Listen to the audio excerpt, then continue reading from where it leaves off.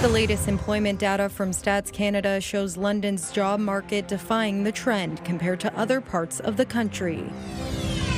Plus, how tariff tensions keeping travelers closer to home have impacted Sarnia-Lambton businesses. And new bylaws coming to City Hall that will enforce penalties for people leaving pets in hot cars.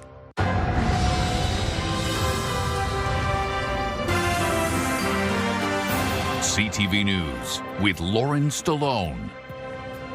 Good evening. Thanks for joining us. We begin tonight with the latest employment data from Stats Canada, which shows London's job market defying the trend compared to other parts of the country. London's unemployment rate fell 0.7 of a percentage point from June to July, adding more than 2,000 jobs to the local economy. It's now at 6.5%, the same as it was this time last year. However, the national unemployment rate is trending up 0.5 percentage point year over year. The provincial unemployment rate was up nearly an entire percentage point.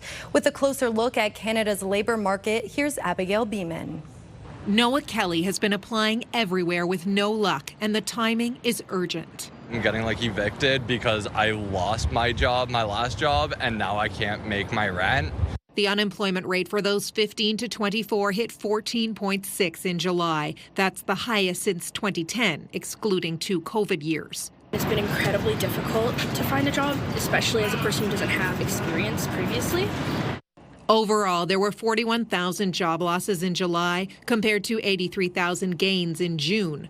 Hardest hit, full-time workers, down 51,000. The Prime Minister pointed to wage growth as a good sign. That, combined with the tax cut that we put in place, combined with the removal of the consumer carbon tax and other measures, progress on cost of living. Just to be clear, progress. We're not satisfied that that's enough. There's much more that needs to be done. But these government workers involved in student hiring say Mark Carney's looming savings targets are already making a difference in their departments. Hiring this summer has been difficult. You have to look at every specific detail and make sure that this student can be funded. Less departments are interested because they have less money, they have to cut spending. Perhaps surprisingly, with the trade war, manufacturing jobs didn't see a big hit, with RBC economists saying CUSMA has softened the blow. Things are definitely softer. This is not an ideal environment by any stance, but perhaps it's just not as severe of a shock as, what was feared earlier in the spring. RBC cautiously optimistic that unemployment rate will peak soon, around 7%, and also predicting no further interest rate cuts from the Bank of Canada. Abigail Beeman, CTV News, Ottawa. The Middlesex London Health Unit has issued an extended heat warning for the region. That warning will be in place from Saturday until Monday. Temperatures are expected to reach as high as 33 degrees with limited overnight relief. Residents are encouraged to reduce time outdoors during the hottest hours of the day and take precautions to avoid heat exhaustion. Elgin County has now issued a fire ban, adding to the list of areas where open-air fires are not permitted this weekend. While the fire bans are in effect, campfires, outdoor fireplaces, bonfires, or burn barrels are not permitted to be used. Burn permits in the area have also been suspended. For more on the weather story tonight, here's Rita Ismail. Lauren, conditions are certainly heating up tonight as we head into the weekend. As you mentioned, we have a heat warning in place, 28 degrees right now, but it feels warmer than that with the wind out of the south-southeast, about 20 kilometers per hour. We've had humidex values close to about 32, and it's only going to get even warmer heading into the weekend. A bit of instability along the eastern shores of Lake Huron throughout Grey and Bruce County earlier today. Some thunderstorm activity, but it is fizzling out as we head into the night. We are expecting to stay dry to the south of the 401 as we move through the weekend. High pressure will push through and block any sort of active weather, and again that means plenty of sunshine. Conditions warming up. Our temperatures will be above 30 degrees, humidex values close to 40 with the real feel, and overnight lows not really getting much relief. I'll walk you through the next 48 hours and tell you when the next chance for rain is in the long range forecast. But now back to you, Lauren. Thanks, Rita. A city council committee will consider a pair of motions next week to protect pets and to protect people and pets from dogs that are known to be aggressive. Here's CTV's Brian Bicknell with the details. Come here, buddy. At this off-leash dog park, there are only good dogs. But when a dog does become aggressive, dog owner Jürgen Reichert says it's not necessarily the dog that's the problem. There aren't any bad dogs, but bad owners. That's the problem. They should go after the owners because the dog, any dog, we used to have a Rottweiler. He was the sweetest dog in the whole neighborhood. Everybody loved him because the way we raised him. City councilors David Ferreira and Skylar Frank are putting forward a motion that would target dangerous dogs. My understanding is breed-specific bans are actually not that effective. Under the proposal, city staff would come up with a bylaw to place more stringent controls on dogs that have been deemed to be dangerous. Looking more at behaviors and with aggressive dogs. And so we want to strike a balance of trying to provide education and communication in order to be able to have dogs, participate more properly in the community. Frank says the motion follows several concerns raised by constituents and an online petition calling for the city to take action against dangerous dogs. The petition calling for measures like mandatory training or larger fines. That would make sense to me as far as dogs with a history. We actually had an incident where one of our dogs was bitten by another dog. The owner gave us fake ID, so we could never track down the guys. In the meantime, the two councillors are putting forward a second pet-related motion, this one dealing with pets left in hot cars.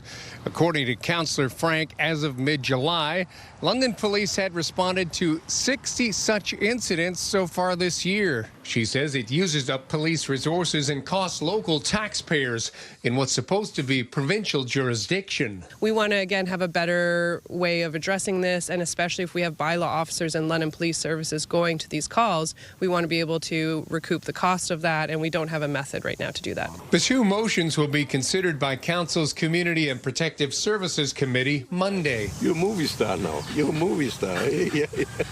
Brian Bicknell, CTV News. London police are seeking witnesses after a woman was sexually assaulted in the downtown core on Thursday afternoon. According to police, the woman was walking in the area of King and Talbot Streets when a man approached her and offered to help her recover some personal belongings that had been stolen from her. In the area of Thames and Bathurst Streets, the man pushed her to the ground and assaulted her. She then ran from him and called 911. Police described the man as Hispanic, slim, approximately 5 feet 6 inches tall. Anyone with information or surveillance footage is asked to contact police. Waterloo Regional Police evacuated Cambridge Centre Mall yesterday after a bomb threat was called in. The threat was reported using the mall website's AI virtual assistant. Once mall officials notified police, a search was conducted and the threat was deemed not credible. CTV's Karis Mapp reports. Shoppers say they were relieved Thursday morning after a reported bomb threat at Cambridge Centre Mall was deemed not credible. Mall staff calling in the threat after seeing it reported using the mall website's AI chatbot. It is incredibly common for websites from all sorts of businesses, including public-facing ones like malls, to include a chatbot. The problem with AI-powered chatbots integrated into websites and apps is that they're really good with routine kinds of questions and answers, not so good when there's an emergency. In a statement to CTV News, Cambridge Centre's general manager says in part, regardless of how they are received, all messages of this nature are taken seriously and established safety protocols are followed. A useful tool for legitimate emergencies, but what's stopping anyone from misusing the bot? Whenever you're designing an automated system like this, you have to have a very clear path in place for members of the public to use in case of emergency, and that does not seem to have been the case here. The entire emergency help option has since been removed from the virtual assistant. Some in favor of the decision. I just can't imagine, other than trying to do something surreptitiously, that a victim caught in a place would want to report it that way.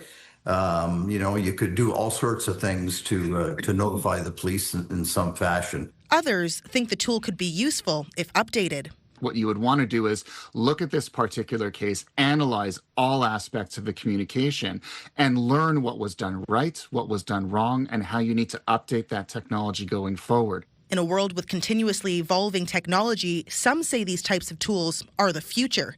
It's how they're used that's going to make a difference. We're going to see things in AI we haven't even thought of yet over time. So the police have to have the ability to sort through that. This situation is a real teachable moment for the management of the mall. Waterloo Regional Police have not provided an update on the investigation. Kara Smapp, CTV News. Tourism officials in Sarnia Lambton are advertising a boost in visitors. But in some other centres, including London, there's been a decline. As Sean Irvin reports, the rise in visitors does not come from Sarnia's closest geographical neighbour, the United States, and that's still a cause for concern. When it comes to hotel visitors in Sarnia Lambton, the news is positive. Bookings are up 4% year over year. That compares with a 5% decline in London and 11% in Windsor. The rise a cause for celebration for this region's long-suffering hospitality industry. We're not complaining. We're pretty excited about it. The excitement is boosted by the fact that 80% of visitors to Sarnia Lambton hail from Ontario. A further 10% come from other parts of Canada. They're surprised at how easy travel is when you cross the provinces, and it definitely makes it worthwhile for them. By now, you've likely done the math. What's missing is American visitors. Even though the U.S. is across the river, license plates from the United States remain hard to find. Yeah, that's true. We have seen a little bit of a decline in the American visitors. We're down about 6%. The why comes down to multiple factors, including the aftermath of the pandemic. But the fallout of the trade and tariff war has yet to be measured. Yeah, we haven't seen any trends based on the actual tariff or any type of trade war as far as travel goes. It's more about the communication, about the ease of border traffic. We've always found the American tourist a challenge. You know, lack of knowledge of the country, lack of knowledge about the discount on the dollar, the whole passport issue. There's always been things out there that seem to have kept them from wanting to come over here in the sort of numbers that we did back when we had cross-border shopping back in the early 90s. One place Americans have returned is at the local marina. This year, I would say 65% of our transient boaters are U.S. boaters overall, which is about a 30% increase over last year. Still, it will be a while before it's truly smooth sailing for tourism Sarnia Lambton. It's going to take time, and it's going to take time for people to be comfortable, you know, back to their sense of comfort that they had before. Politics aside, I think people in general are concerned economically as to what's coming. In Sarnia, Sean Irvin, CTV News. According to residents, something is rotten in Sarnia. The mayor has written to the Environment Ministry urging the province to do something about a strong odor in several neighborhoods. CTV's Nick Paparella has more details. In his letter to the Ministry of the Environment, Sarnia Mayor Mike Bradley writes that urgent action is required to deal with the persistent and nauseating odors that have recently affected several areas of our city. He goes on to say these odors are not acceptable in a modern community. People are calling us and saying they're getting sick. I've even had people in this building at City Hall saying leaving the other day, it just overwhelmed them. And it's in pockets throughout the community. In the letter, Mayor Bradley specifically points the finger at the nearby Wessex plant, which specializes in biosolids management. However, the ministry responded to CTV News London saying that the Wessex plant is not to blame for the smell in the community because the site has not received any material since May of 2024. The on-site lagoon was cleaned out in November of 2024. The Ministry of the Environment concluded that the odors were consistent with the spreading of manure, a common agricultural practice. Respect the fact we've got farms in the community. We have about 150 farms, and we have farms all around us. But at the same time, if they're the cause of all this, there's got to be some way of mitigating it. Mayor Bradley says it's been an ongoing issue for several years, and he's still hoping for the sake of the residents that something can be done to clear the air. I think it's interesting that people are still thinking it's industry, and when you say it's farm generated, they're skeptical. So I'm pleased the ministry is at least looking into the issue, and maybe across this province they may have to look at having some containment because communities have dealt with this issue before, in London, in Sarnia, and it's not fair to people. They can't be in their backyards, they can't be walking on the streets without being overwhelmed by these odors. Nick Paparella, CTV News. To Dresden now, where residents fighting a potential landfill are hosting another community event this weekend.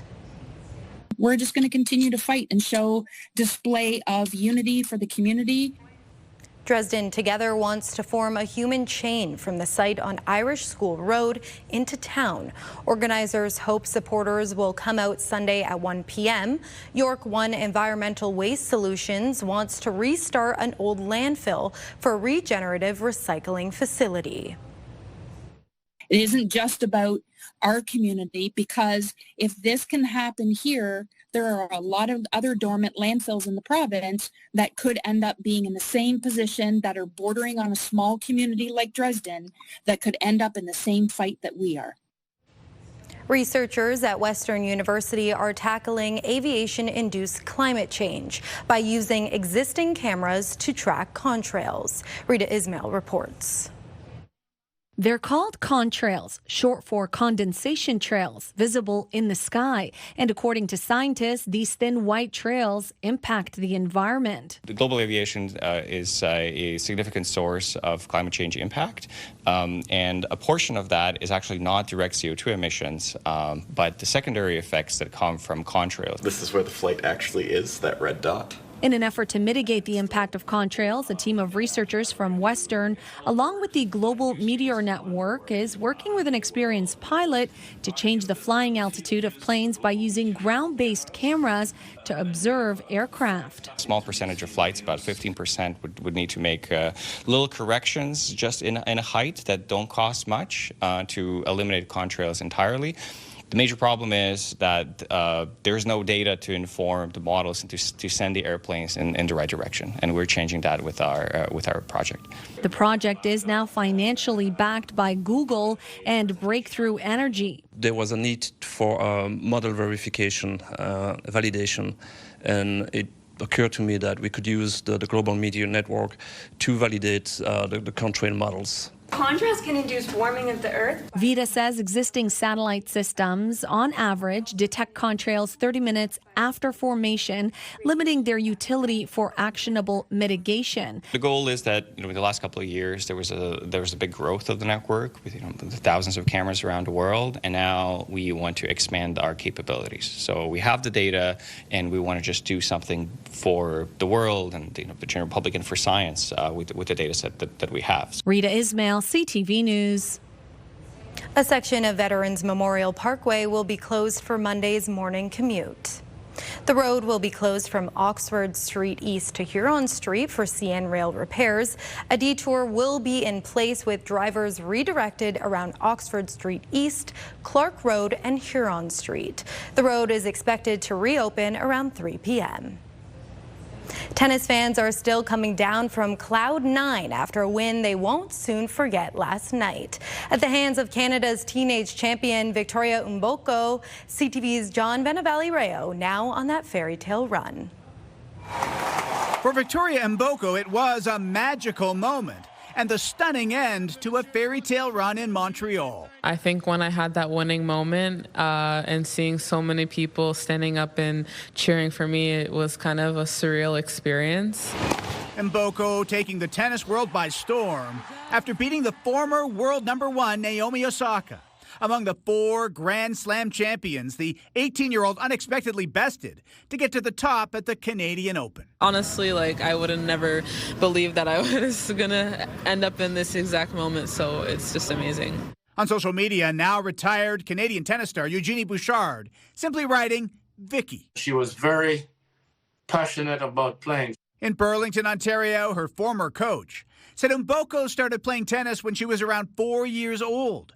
And from the outset, he says her competitive spirit was notable, constantly wanting to beat her much older siblings. Even from a tender age of 5 or 6, when she was on the court training, she was very locked in unusually so for somebody that young. Mboko was born in North Carolina to Congolese parents, but grew up in Toronto, and until recently was largely unknown, getting a bit of attention in late May when she made it to the third round of the French Open. This time last year, Mboko was ranked 351st in the world, but has now jumped to 24th and is the highest-ranked Canadian player, beating Osaka Thursday while playing with a wrist injury that had her at the hospital getting an MRI before that final match, making the win even more remarkable. We've seen tennis players miss an entire season with a wrist injury.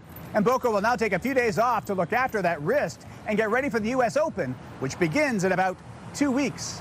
John Valley-Rouse, CTV News, Toronto.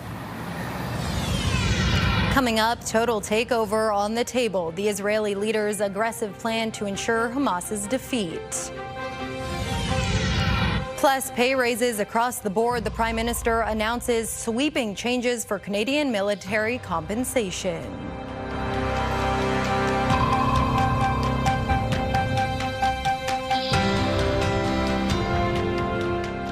Download the CTV News app and stay on top of local stories as they unfold. We begin tonight with Ontario's Customize your feed and watch live wherever you are. ctvlondon.ca, your home for news.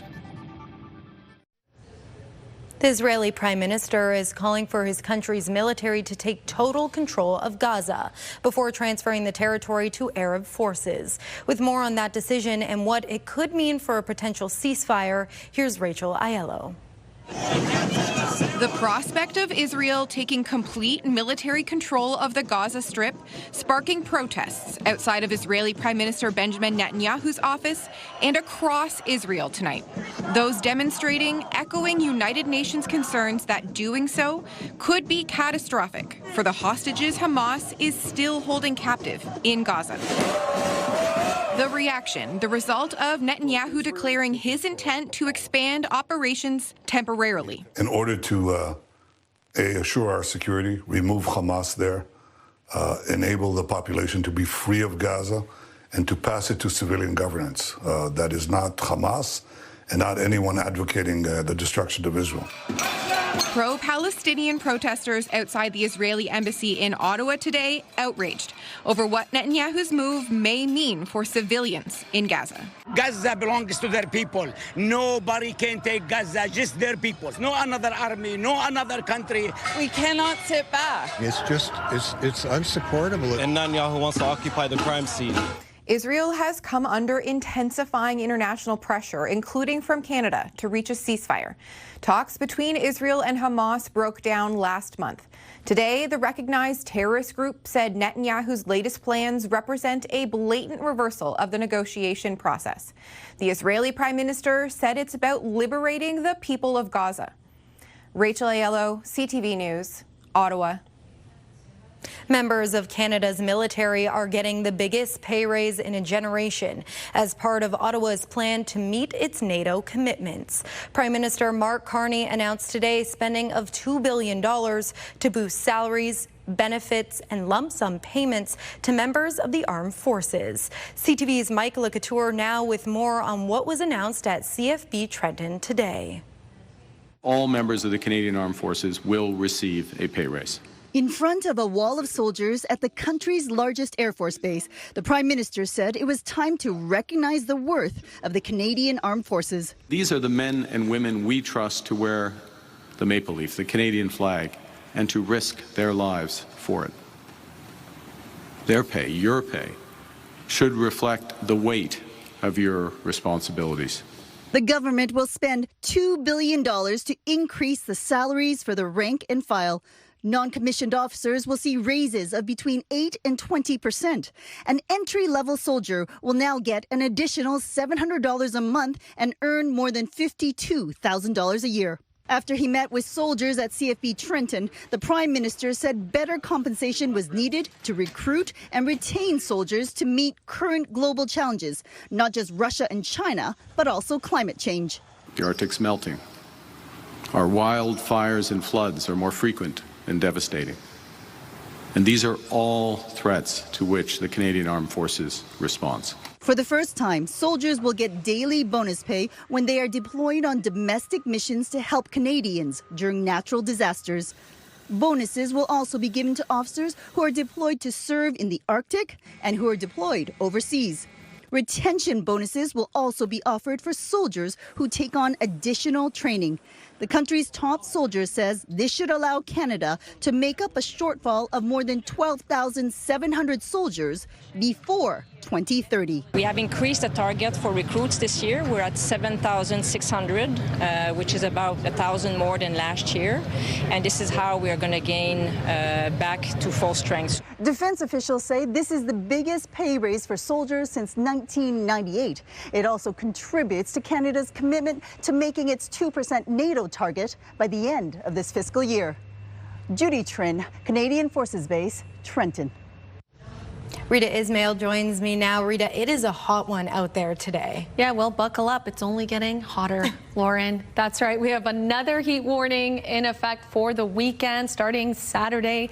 Today, our high 30 degrees. And of course, it felt warmer than that with the humidity into the mid 30s with the real feel. Normal this time of year is 26 degrees. So you can see we're sitting above that. Not quite the record, though. That was in 2001. We hit 37 degrees. Our sunset tonight at 8:38 p.m. and we're still under sunny skies here in London. The temperatures ranging anywhere between 23 degrees in Wyerton to 29 down in Windsor, and the real feel much warmer than that. 33 for us here in London, 38 in Windsor. So the humidity is really starting to move in, and it will settle in for the next 48 hours. There is a low pressure system further to the north. As it swung through, there was some active weather throughout Grey and Bruce counties, but the rest of us, we stayed dry today, mainly sunny conditions. A high pressure will move through this weekend, and that means that we'll have mainly sunny skies, making way for the temperature to climb under all that sunshine, and some air from the south will filter in. Again, that is why we have that heat warning. Our daytime highs above 30 with the humidex close to 40, and overnight lows not really budging. They'll be around 20 degrees for the next 3 days. This evening, again, mainly sunny. The winds out of the southeast 10 kilometers per hour, partly cloudy overnight, and then tomorrow morning waking up 21 right off the bat, feeling like 32 by 8 a.m. So if you are an early riser, you want to get outdoors for your walk before 8 because it will start to feel muggy. That sunshine holding strong throughout the day, hitting 32 degrees, our forecast high for your Saturday, but feeling like 40. The next 7-day forecast brought to you by Metal Roof Outlet. So sunshine Saturday and Sunday. The chance for moisture, rainfall, not really there until Tuesday, folks. So you're going to have to make sure you're drinking plenty of water and staying indoors unless you're near the lake or the pool cooling off, because it will feel quite uncomfortable. 32 degrees the high for tomorrow, 33 on Sunday and Monday. Now, it is summer. I know a lot of people enjoy the heat and humidity, but it will get quite uncomfortable with the humidex feeling close to 40. Tuesday, system moves in. It will trigger storms throughout the afternoon and hopefully break some of that humidity by Wednesday. 27 degrees for your Wednesday and Thursday. Again, the next chance for rain arriving on Tuesday. A week from today looks comfortable at 29, seasonal with mainly sunny skies. In Midwestern Ontario, 33 degrees for Saturday. 32 on Sunday and 33 on Monday. You are also meeting the heat warning criteria with those daytime highs above 30 and overnight lows hovering around 20 degrees. No real relief in this forecast until Tuesday, and that will come with some storm activity, some instability, Lauren. But again, enjoy the summer-like weather cautiously. Put on a lot of sunscreen because you're certainly going to need it. Thanks, Rita. Later on CTV News, a matchmaking mission on a southwestern Ontario farm. The resident donkey in search of a soulmate. Catch us on the iHeartRadio Pure Country Countdown this weekend, Saturdays at 9 and Sundays at 4. We'll take you through the biggest stories in country music, including the fact that we might be able to get excited about a country Super Bowl halftime show. Finally. Details this weekend.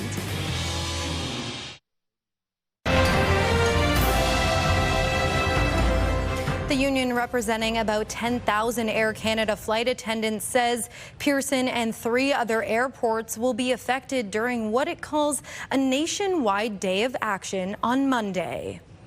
CUPE says it wants members to show unified support for their bargaining committee. The airline and the union are still negotiating, but the flight attendants voted 99.7% in favor of a strike mandate on Tuesday, so they could begin job action on August 16th. The so-called simultaneous action on Monday will begin at 1 p.m. at Pearson and airports in Montreal, Vancouver, and Calgary. The flight attendants are seeking higher wages and the elimination of unpaid labor. The average rent Canadians were paying fell in July, the 10th straight month over year decreases. The latest monthly report from rentals.ca and Urbanation shows the average asking rent fell 3.6% from a year earlier. That is the largest drop so far this year. The report did find the average rent in Canada is still 2% higher than it was 2 years ago, and a full 11% higher than 3 years ago. Nova Scotia saw the largest decline, followed by British Columbia and Ontario. Electric bikes, or e-bikes, can make riding a bicycle a breeze, but they may not be so easy on your wallet. The latest e-bikes can cost thousands of dollars, so you'll want to make sure you do your homework before buying one. Pat Foran reports. From horns and whistles to turn signals and extra cargo space, e-bikes offer plenty of features, and they're a great option for many different lifestyles, according to Consumer Reports. There's generally 2 reasons people buy an e-bike. Either they're getting back into biking, and it's helpful getting over those hills or flattening the hills, or they're using it to commute, and it's replacing a vehicle. There are 2 main types of e-bikes. Pedal assist bikes have an electric motor that kicks in when you pedal. The other uses an electric motor plus a throttle that gets the bike going without any pedaling. You can find e-bikes for a few $100s, but the top performing models typically cost between $2,000 and $3,000. We look at how far you could get with them before the battery dies, the acceleration, hill climbing, speed control, braking, of course, and then we take a look at how well the bike performs when the battery dies. For commuting, the top pick is this Haybike City Run. It has an electric throttle and a battery with a 50-kilometer range. It sells for about $2,300. Some models now offer more cargo space, headlights, taillights, and turn signals. With more e-bikes on the road, there has also been an increase in e-bike injuries, so no matter which type you have, it's recommended you always wear a helmet. And if you're new to riding, take your time before going on busy streets. Read the manual and practice in a safe area until you get a feel for your bike and are comfortable riding it. Pat Foran, CTV News. Canada's main stock index closed out the trading week with a flat Friday despite gains in base metals. The TSX was down just 3 points. In New York, the Dow was up more than 200 points, and so was the Nasdaq. The Canadian dollar was virtually unchanged today. On commodities, gold is up about $37 an ounce, while oil was also relatively flat. When we come back, running after his car after leaving the vehicle running. The story of a Vancouver joyride, all caught on a dash cam. Advanced polls are now open in an Alberta by-election that could return Pierre Poilievre to the House of Commons. Voters can cast their ballots in the riding of Battle River Crowfoot. The Conservative member there stepped aside to allow his party leader to run in the by-election set for August 18th. Poilievre is a candidate after losing his Ottawa seat in the April federal election. For the by-election, voters must fill out a blank ballot for the first time ever, as a record 214 candidates are running. The majority of the other candidates are part of a protest group calling for changes to Canada's electoral system. A possible referendum question about Alberta separation was part of a special court hearing today. At the request of Alberta's chief electoral officer, a judge is now considering whether the question violates the Constitution. Alicia Fieldberg reports. While some wonder whether or not Alberta should separate from Canada, the person in charge of Alberta elections wonders whether the wording of a proposed referendum question should even be allowed on a ballot. The province's chief electoral officer asked a judge to weigh in on whether or not it violates the Constitution. This is nothing more or less than an attempt at delay, and from our perspective, it's an abusive process. The question proposed by separatist group Alberta Prosperity Project: do you agree that the province of Alberta shall become a sovereign country and cease to be a province in Canada? The Premier and Justice Minister pushed back against the electoral officer, now saying Alberta's government believes that the proposal is not unconstitutional and therefore should be approved and permitted to proceed. For a first time in the history of this province, and probably in Canada, Premier and the Minister of Justice, who's a lawyer himself, have decided to direct the Elections Commissioner on what he should and should not do. Well, we don't think that the province is lining up on our side with this matter. They're simply saying that there's legislation in place that's clearly intended to have Albertans vote on issues of public importance. And that's why Luke Hasek has his own petition underway to ask whether Alberta should remain in Canada rather than separate. The vast majority of us want nothing to do with it. We want to focus on what's good for Canada, what's good for Alberta, and frankly, what's good for Canada internationally. While in Calgary, Canada's Conservative leader suggested focusing on the energy sector instead. And what they're saying is the era of pay up and shut up has got to come to an end. Alberta deserves a better deal within Canada. And one of the ways we make that happen, one of the ways we unite our country, is to produce our resources. Experts say the battle over the possible referendum questions is just a sample of the long, expensive process separation would involve. There are exit routes out of Canada, but they would be painful, protracted, and unbelievably costly to the people of Alberta in ways that this province has to have a serious conversation about. Alicia Fieldberg, CTV News, Calgary. Officials in Newfoundland and Labrador say the fines for breaking the province's fire ban are going up significantly as thousands evacuate their homes amid raging wildfires. Effective today, new fines will range from $50,000 to $150,000. For a first offense, when a ticket is issued, fines will increase from $75 to $50,000. And imprisonment in default of payment will increase from 3 days to up to 6 months. For a subsequent offense, fines will increase from $150 to $75,000. Imprisonment for not paying will increase from 6 days to up to 6 months.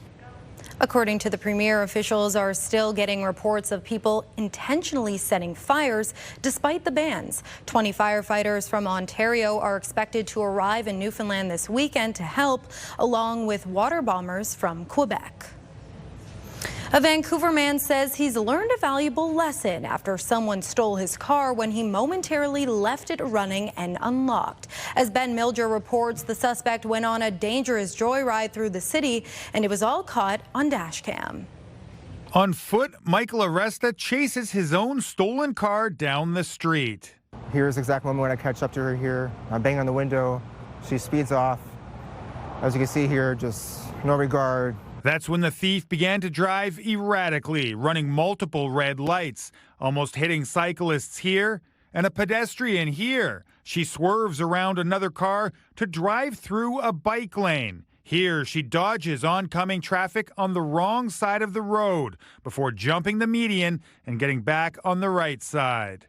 I've had a chance to look at a video that is apparently related to this theft. We're still investigating it at this point, but the driving was atrocious. It was dangerous, it was selfish, it was needless to say, many people could have been hurt. Aresta says he was only gone a moment when he left his car running and unlocked while ducking into a store on Abbott Street. It was very quick, right? Just a minute and a half. I mean, it's a lesson learned for sure, right? A few seconds, a minute. Like, it's just not worth it, right? It could happen anywhere. Vancouver police found the car abandoned and still running several hours later. After recovering the car and reviewing the dash cam footage, Vancouver police say they have identified a person of interest, but have not announced any arrests or charges. And now we're slowing things down. Everyone's safe. We're trying to work backwards to ensure that we have the best evidence to give to Crown to support hopefully upcoming charges. Aresta is grateful nothing tragic happened. I watched that footage back and I was just so surprised that nobody was hurt. Police still have Aresta's car in the impound yard, and he's been in touch with ICBC about next steps. Ben Milger, CTV News, Vancouver. Tonight's weather snapshot sent in from our viewer Dace. This is Oakley enjoying his time at the cottage in Grand Bend. Thanks so much for sharing.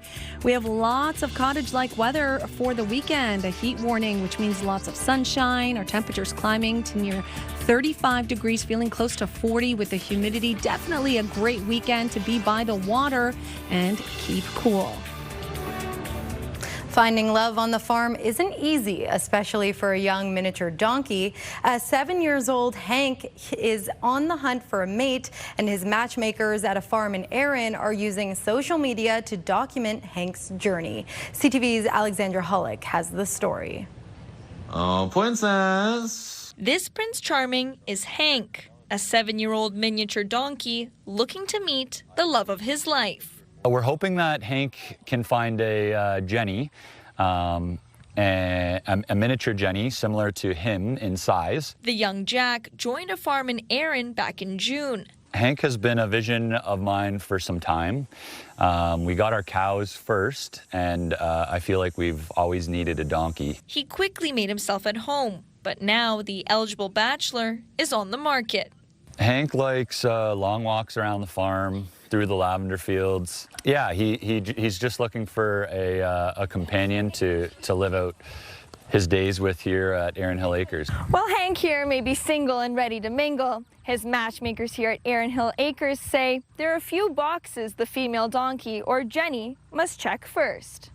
We're looking for a Jenny that is maybe anywhere between the ages of 4 to 8, 4 to 9 years old, potentially. Princess, where are you? The farm taking Hank's hunt to social media.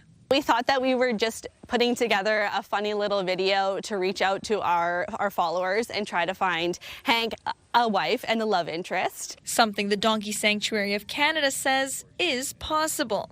Donkeys do have the ability to bond incredibly deeply with each other. But sometimes donkeys can be a little stubborn.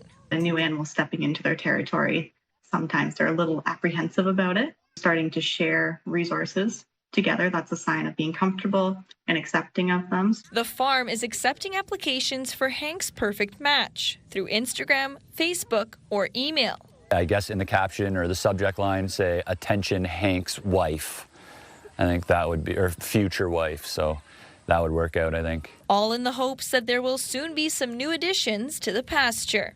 Alexandra Hollick, CTV News, Erin. Former astronaut Jim Levelville has died. He was the commander of the Apollo 13 moon mission. Levelville was born in Cleveland, Ohio, and became an astronaut in 1962. He was a 4-time spaceflight veteran and the first man to journey twice to the moon. Levelville also delivered this famous quote on the troubled Apollo mission. Can say again, please. Houston, we've had a problem. Say again, please. Houston, we have a problem. Levelville was played and slightly misquoted by Tom Hanks in the film version Apollo 13. He was 97.